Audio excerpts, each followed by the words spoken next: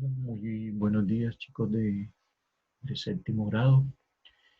Continuamos pues con plan, con nuestro plan de estudio. Eh, Vamos a continuar en este tercer periodo, tratando el tema de la familia, como lo dijimos desde el comienzo de año. El tema de la familia lo vamos a ver durante todo el año, pero en diferentes aspectos.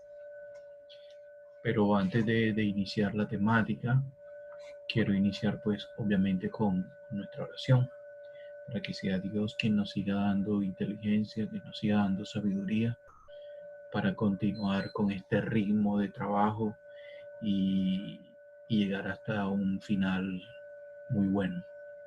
Entonces hacemos nuestra oración en el nombre del Padre, del Hijo y del Espíritu Santo. Amén.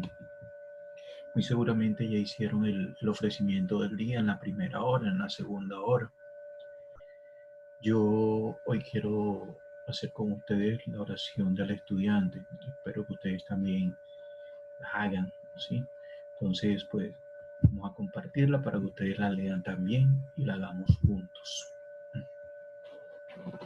Señor, creador del cielo y de la tierra, fuente de la sabiduría, principio supremo de todas las cosas, derrama tu luz en mi inteligencia y recuérdame con frecuencia que tengo que estudiar. Hazme responsable, que santifique mi trabajo de estudiante, que prepare bien mi misión en la vida y que sepa agradecer el privilegio de poder estudiar, que me capacita a conciencia. El estudio a veces me resulta difícil, pesado y aburrido. Dame agudeza para entender, capacidad para retener, método y facultad para aprender, lucidez para interpretar y expresarme. Y en el momento del examen, concentración y serenidad, para que todas las ideas y conocimientos no se olviden en ese momento. Dame humildad para echarme en cara la negligencia con que cumplo a veces mis tareas, mis compromisos. Dame valentía y constancia para aprovechar todos los instantes en el estudio. Enséñame a estudiar con métodos, a leer con reflexión, a consultar con los que saben más para el día de mañana ser útil en la humanidad. Amén. Padre nuestro que estás en el cielo, santificado sea tu nombre. Venga a nosotros tu reino, hágase tu voluntad en la tierra como en el cielo. Danos hoy nuestro pan de cada día. Perdona nuestras ofensas como también nosotros perdonamos a los que nos ofenden. No nos dejes caer en la tentación y líbranos del mal. Amén.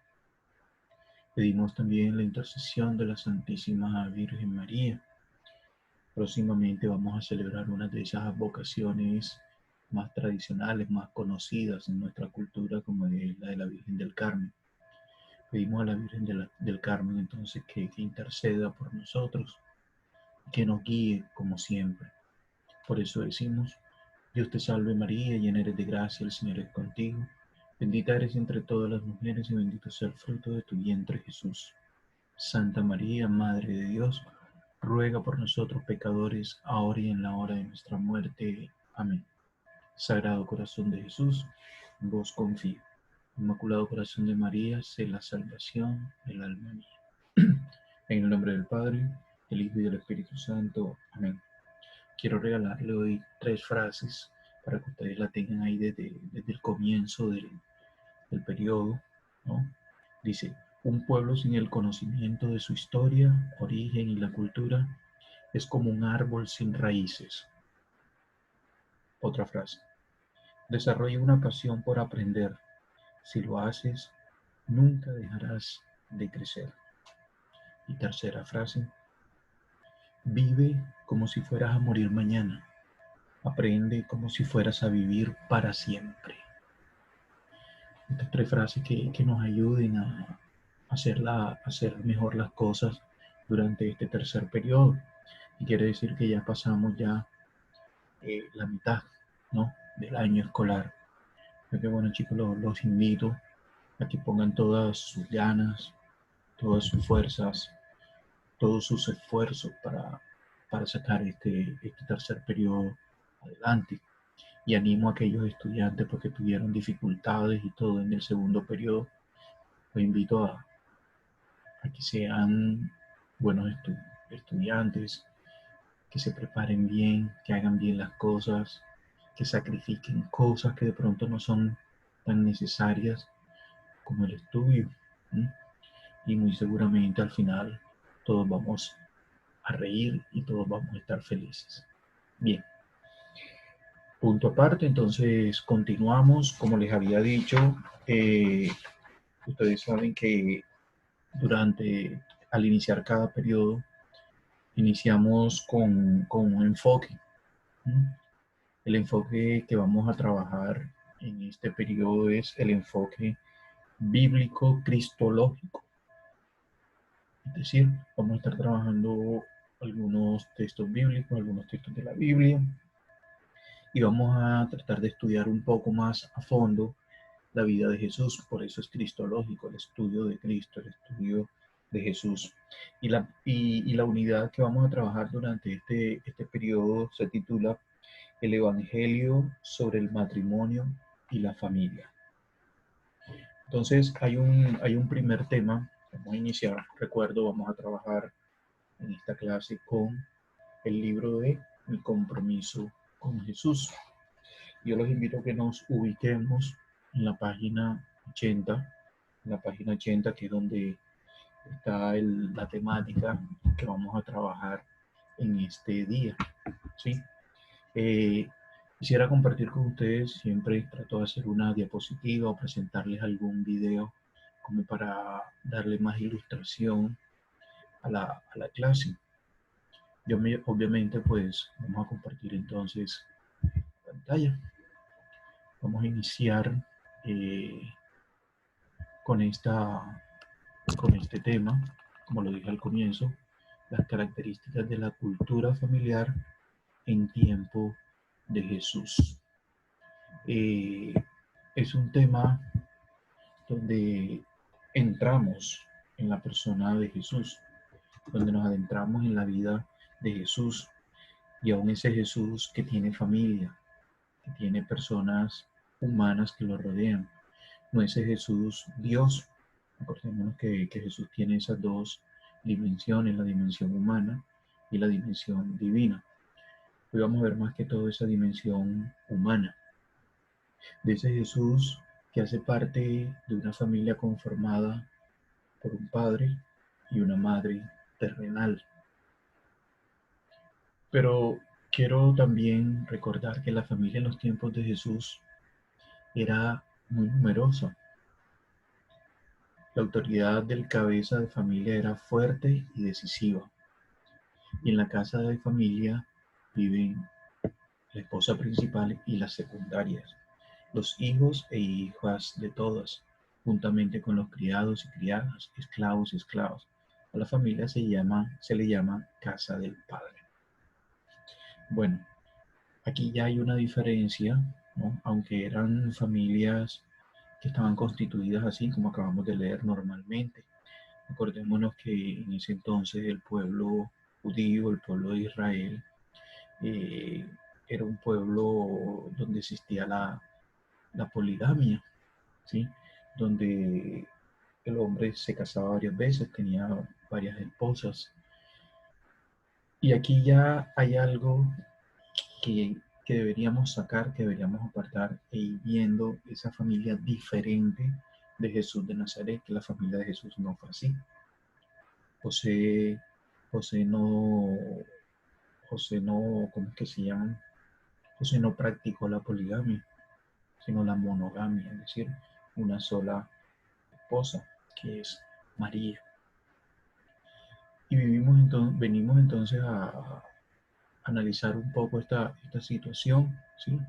Los hijos e hijas de todas juntamente con los criados y criadas que vivían, no solamente los padres con los hijos, sino los criados, los que servían, los que ayudaban y todo esto, los esclavos y esclavas.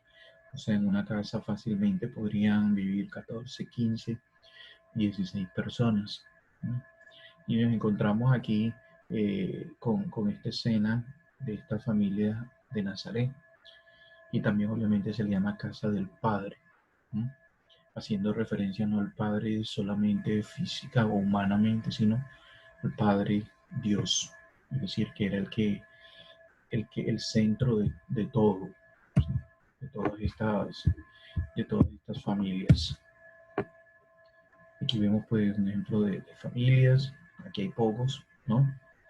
Vemos 3, 4, 5, 6, 7 personas compartiendo, ¿sí? En la cultura hebrea, la familia tiene la tarea de enseñar a los hijos la historia de Israel y educarlos en la ley de Moisés. Eh, digamos fácilmente aquí que podríamos entender que la catequesis se daban en las familias, en el colegio, la historia del pueblo de Israel. Muy seguramente son pocos los padres que nos han enseñado a nosotros en nuestra cultura la historia de Colombia, la historia de nuestro país, la historia de nuestro departamento. Quizás esperamos ir al colegio, ir a la escuela para aprender estas cosas. Pero aquí en el pueblo de Israel se daba la misión o esa tarea a los padres de enseñar la historia de Israel que había ocurrido antes, ¿sí? Antes de la llegada de esos padres, ¿sí? ¿Cuál era la historia? ¿Cómo era la tradición? Y educarlos en la ley de Moisés. Ya sabemos cuál es la ley de Moisés, los mandamientos, ¿sí? que, que era cumplirlos cabalmente, cumplirlo, cumplirlos eh, con todo el corazón. Aprovechaban las oportunidades como las fiestas de Pascua para este fin.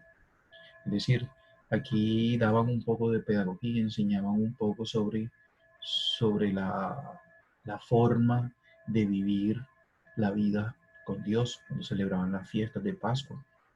Acordémonos que Jesús era un judío y obviamente celebraba la Pascua judía, es decir, ese paso de la esclavitud a la libertad, liderado por Moisés, y obviamente también cumplía los mandamientos, ¿sí?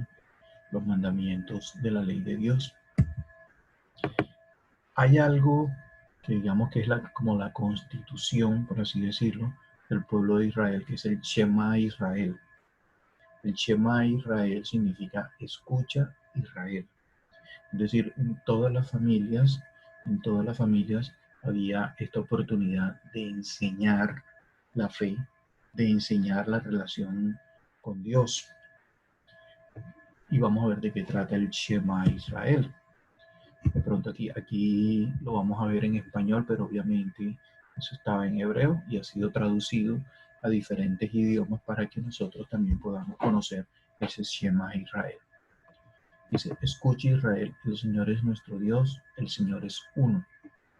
Amarás al Señor tu Dios con todo tu corazón, con toda tu alma y con todas tus fuerzas. Y estas palabras yo te mando hoy. Si nos damos cuenta, es el primer mandamiento de la ley de Dios, el mandamiento, digamos, máximo, ¿no? De la ley de Dios, donde dice, amarás al Señor tu Dios con todo tu corazón. No está diciéndolo por encimita, ama al Señor y punto, sino que está diciendo, amalo con toda tu alma, con toda tu fuerza, con todo tu corazón.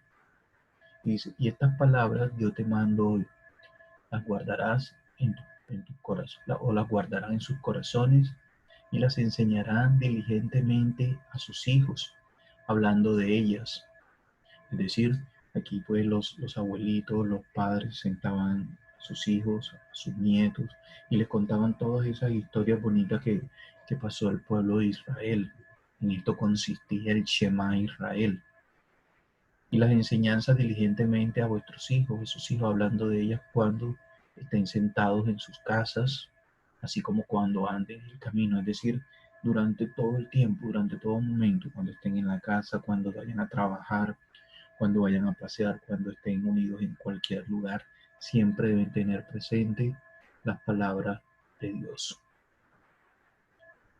Cuando te acuestes y cuando te levantes, mira, y las atarás como señal sobre tu brazo, y serán por frontales en tus ojos, y las escribirás en las jambas de tus entradas y en tus puertas.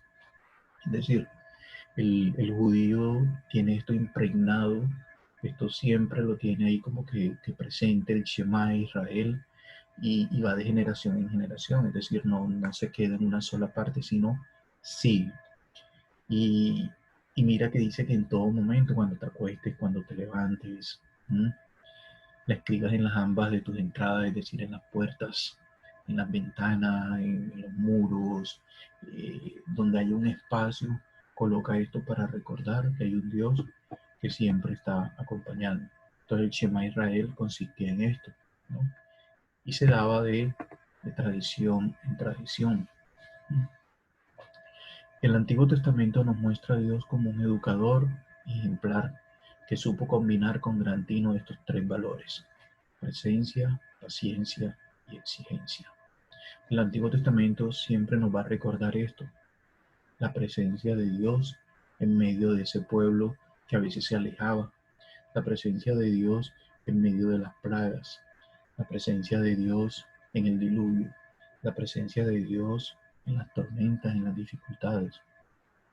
Pero también ese Dios es paciente, es decir, eh, mira la paciencia del pueblo y los acepta y mira y dice que son seres humanos y que obviamente hay que tenerles paciencia, ¿m? Y que hay que caminar con ellos por eso e irles enseñando. Y es un Dios que exige, ¿m? Que exige el cambio, que exige la transformación en el ser humano, que no puede quedarse en el ser humano que hace daño, que hace el mal. Y si nos echamos un poquito más acá, vemos la Sagrada Familia y sus enseñanzas. Aquí estamos hablando de pronto en el Antiguo Testamento, pero acá en el Nuevo Testamento dice la Sagrada Familia y sus enseñanzas. Se aprenden los valores de compasión y benevolencia. Esto ya es en la familia conformada por José, María y Jesús. Humildad y mansedumbre, paciencia y perdón, amor y respeto mutuo, sabiduría y consejo, trabajo y colaboración, oración y meditación. Digamos que son los valores más fundamentales que se pueden encontrar en una familia judía, ¿sí? O en una cultura o en una familia en tiempo de Jesús. Aquí solamente estoy mirando la de Jesús, pero fueron quizás muchas las familias que vivieron al estilo de Dios, como Dios quería. Una familia, pues bueno, una familia donde se reinara el perdón, el amor, el trabajo, la solidaridad, la colaboración. Podríamos entonces nombrar muchos valores más. Bueno,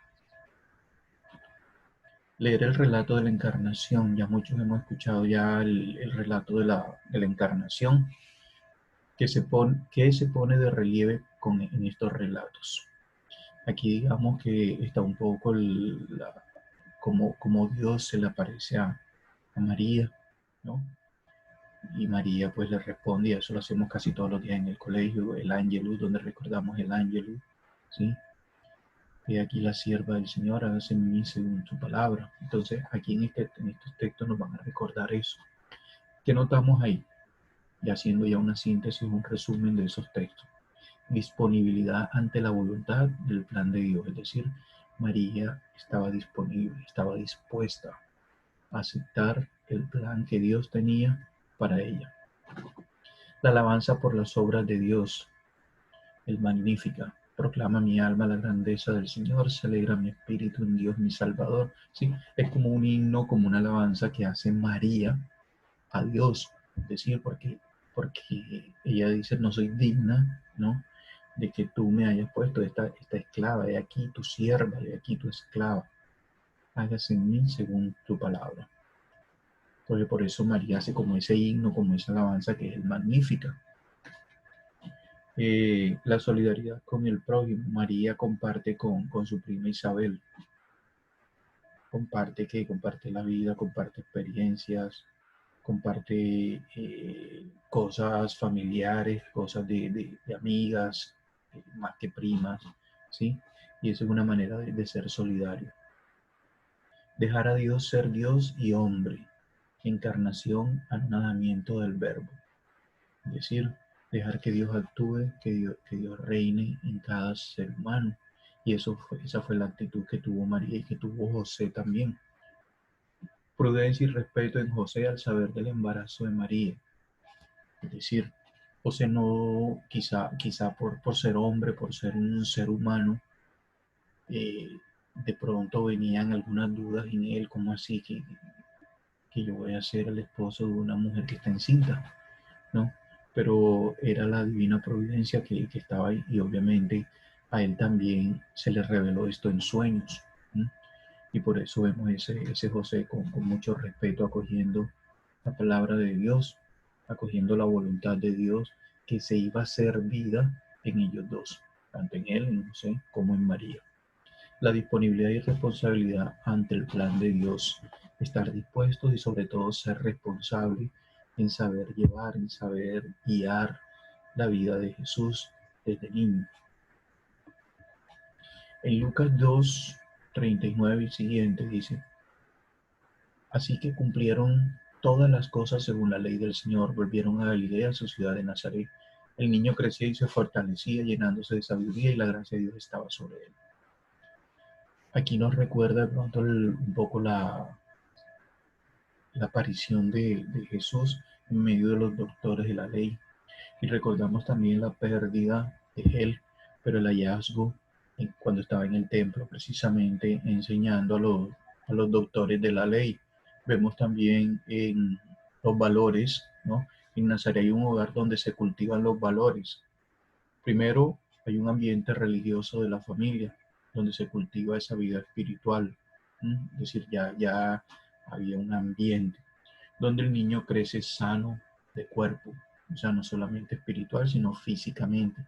Y nos está mostrando aquí también entonces la manera de cómo Jesús fortalece esas dos dimensiones, la humana y la divina, equilibradamente. ¿No?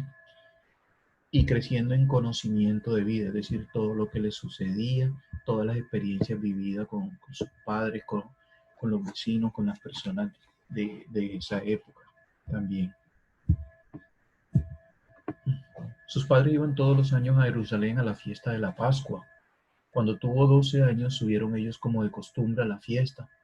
Y al volverse, pasados los días, el niño Jesús se quedó en Jerusalén sin saberlo sus padres. Esto fue durante la fiesta de Pascua.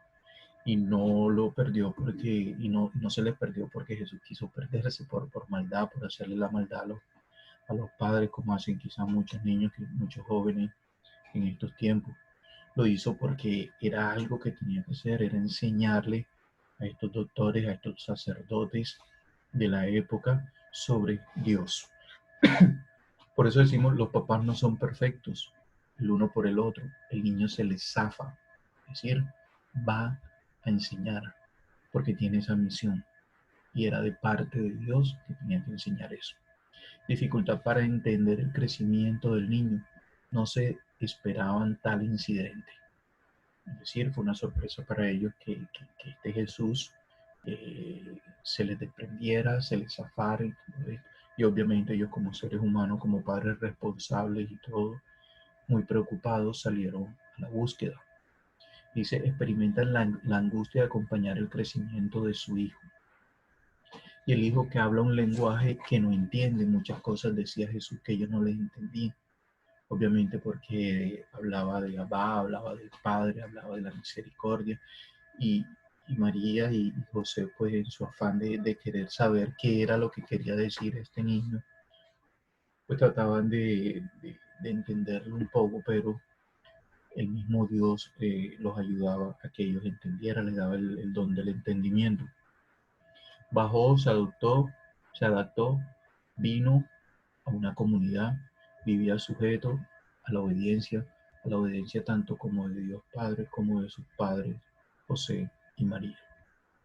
María trata de comprender y deja que pase el tiempo. Por eso hay una parte en la Biblia que dice, y María guardaba todo en silencio y en su corazón. Dice, María trata de comprender y deja que pase el tiempo. Y el tiempo le iba a mostrar todo lo que iba a pasar su hijo, todos los inconvenientes, por así decirlo, todo el sufrimiento, todo el dolor que ella vivió en carne propia, el verlo en el camino a la cruz, cómo lo escupían, cómo lo empujaban, cómo le hicieron cargar esa cruz tan fuerte. Dice, María trata de comprender. Todo pasa por el corazón. El corazón de María debió sufrir mucho y por eso, pues allá la vemos a los pies de Jesús en la muerte, pero también la vemos en la resurrección, alegre porque su Hijo ha triunfado y porque Dios mostró su amor, su misericordia al mundo gracias a su Hijo Jesús. Jesús crece humana y espiritualmente ante Dios y ante ellos, es decir, ante José y ante María. Entonces digamos que esto es digamos lo que quería comentarles el día de hoy sobre las características de la cultura familiar en tiempos de Jesús. La idea pues en la próxima clase fortalecer aún más esto, ¿no? Y cuando estemos ahora en Zoom también, en el encuentro de Zoom, si tienen dudas, preguntas, entonces ahí estaremos dispuestos para responderlas. Vamos a trabajar también unas actividades por ahí en las páginas 81 y 82.1, 2, 3, 4 y 5. Entonces, en el encuentro de Zoom pues se explicará más a fondo esto. Entonces, pues chicos, damos la clase de hoy. Vamos a encontrar entonces ahorita ahí en Zoom para aclarar dudas y aclarar de pronto si alguien quiere decir algo, quiere comentar algo con esto, pues bien puede. Entonces, nos vemos ahorita. Dios bendiga.